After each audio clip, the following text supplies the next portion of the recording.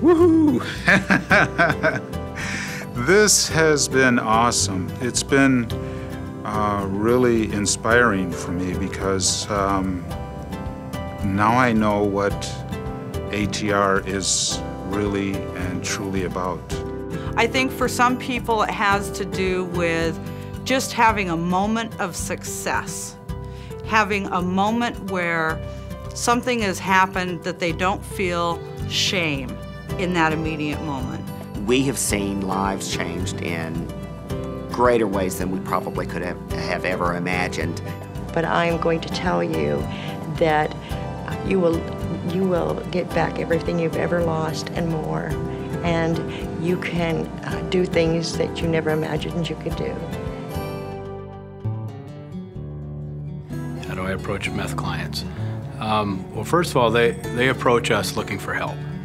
And when they come to us, we have some vehicles to help them. We have housing facility to bring them in, and a group of people that are just gonna love them and encourage them and just really help them achieve their goals. And we have so many different talents around to use that have been there, been through the same hardship and come out victorious. And our goal is really to help them achieve what they want in life, is just to have all the promises. I tell them it is possible. I tell them it doesn't look possible right now, and I know how bleak it looks right now, and I know that you're going through a battle right now, and most of the battle is within yourself.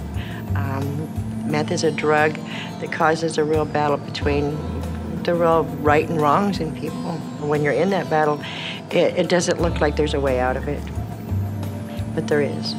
There was a point in my life that I thought I'd lost my children to drugs and alcohol, and there was a point in my life where I thought I'd lost everything when I was arrested by the United States federal government for conspiracy to manufacture methamphetamines and was looking at a 20-year charge. At that time in my life, yeah, that was the time. I'm gonna say, honey, you have no idea what's out there waiting for you. Come on in. Absolutely, there is help. I think that there are a lot of different pathways to recovery. People absolutely can recover from meth, and they do recover. It's not even just a matter of they can, they do recover. And it means that we have to work really hard, and I think that, you know, there's a saying out there that we shouldn't work harder than our clients, and I agree with that, but we should be tired at the end of the day, and for all the right reasons.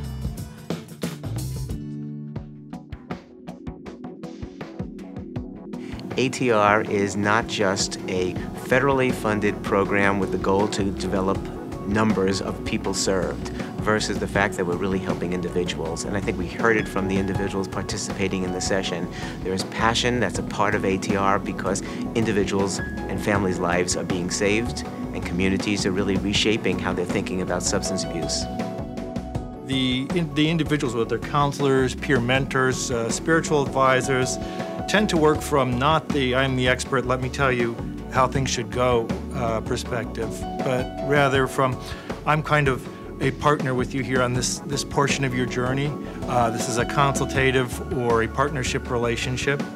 And let's look at this and let's look at what makes most sense for you from your perspective. One of the individuals in the roundtable group I was in said, ATR has created a we that wasn't there. It's providers that are speaking as we with the community, and we, instead of competitors in my client, your client, my funding, your funding, they're talking about we and how we can work together to better serve individuals and how we can work together to improve the communities. With the voucher, the individual who has the alcohol and drug problem can also say, in order for me to recover, I need these range of services. So we have a voucher to allow the individual to purchase services. We have increased involvement of community-based organizations. We allow faith-based organizations to participate because there are many pathways to recovery. The recovery supports that we now have for people, definitely demonstrating a change in our system and keeping people engaged, where in treatment as usual, the engagement kind of stops after the treatment's over. And although we know they have to have more support, that's not really been available, at least on a formidable level. The other thing I think is that personal connection, because it is so grassroots oriented. The people that are in recovery and want to stay a part of the system are now giving back to the system by helping the next guy or the next woman, which is a wonderful part of the program. But we have to remember the center, and the center is the people that we serve. And that's what Access to Recovery brings to the treatment table. This program truly focuses on how to help the people with what they need rather than trying to fit them into something that is available. And so it gives them the opportunity to have a voice in their treatment and to be able to say, I really need this to help me stay clean and sober. And instead of me telling them what they need to stay clean and sober, they're telling me, which is how it should be. And that's, that is what Access to Recovery has reminded us of. Good practice. Just how important recovery support services are, and that they are not an add-on to the treatment services, that they really are the expectation, need to be the expectation for our array of services in everything that we do. ATR has been the mechanism to transform the state system in Tennessee. CSAT, the vision of CSAT and SAMHSA to make this happen across the country is just so forward-thinking. So we're very, very grateful for that. And ATR not only helps the client in that, but it gives us as clinicians some hope and a breather to be able to focus on other things because we know that assistance is there. It's important because it's client-centered. It's about what the client needs, not what the agency needs. And ATR is, as far as I'm concerned, one of those critical treatment services that we can't survive without. We will go back to having people in treatment that don't have housing, that don't have, the availability to get the new teeth so that they have some pride in how they look in the mirror. It was, for me, really helpful to come and see actually training coordinators in action. To get to see that, we saw it in so many different areas with the sustainability, with the integrating of the faith-based or the community-based organization, integrating in the grassroots organization. Those types of seminars really strengthens what we're about because we know that grassroots businesses and small businesses really strengthen the community in such a way that if they were gone, we'd feel the effect. And it's really important too because if you're working on one of these complex projects in isolation, it becomes overwhelming.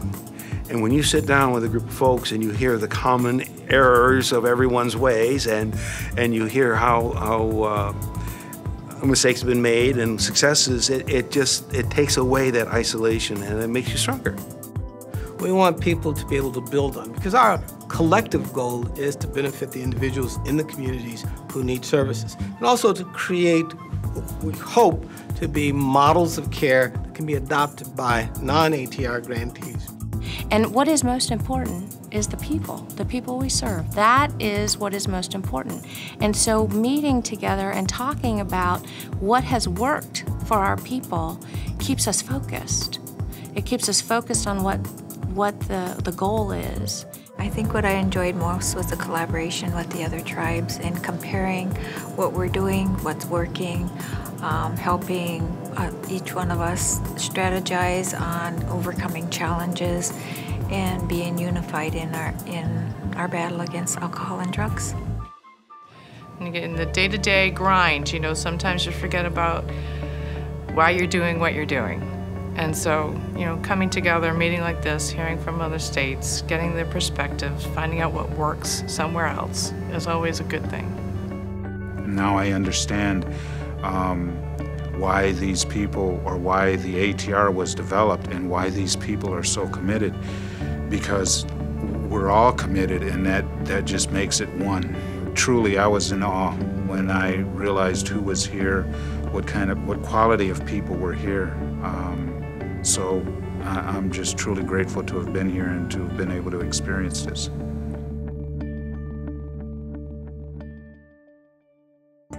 I would say that this program has attracted leaders and agents of change from all across this country. Leadership is an action, it's not a position. So if you're not in a high-level, official position, it doesn't necessarily mean that you cannot have a powerful and lasting impact on your communities. The thanks is really much to a piece of what I said before, which is how forthcoming and how willing to share everybody is about the good things that they do and the things that are challenging them. And sometimes out of those challenges come some really good solutions that we can kind of work on together. With your relationships and your partnership, it's certainly created with ATR, the expansion of the community will take place.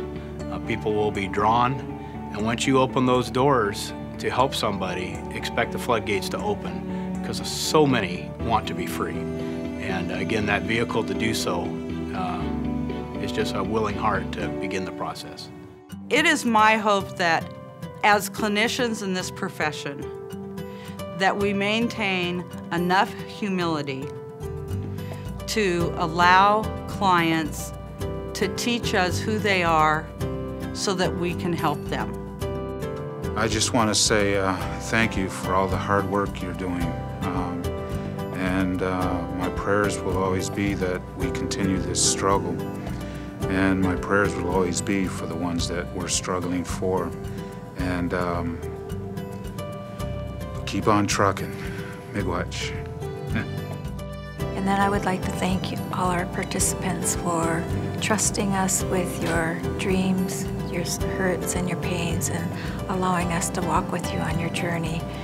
And then I guess what I would like to add to everyone and challenge all of our clients is put me out of work.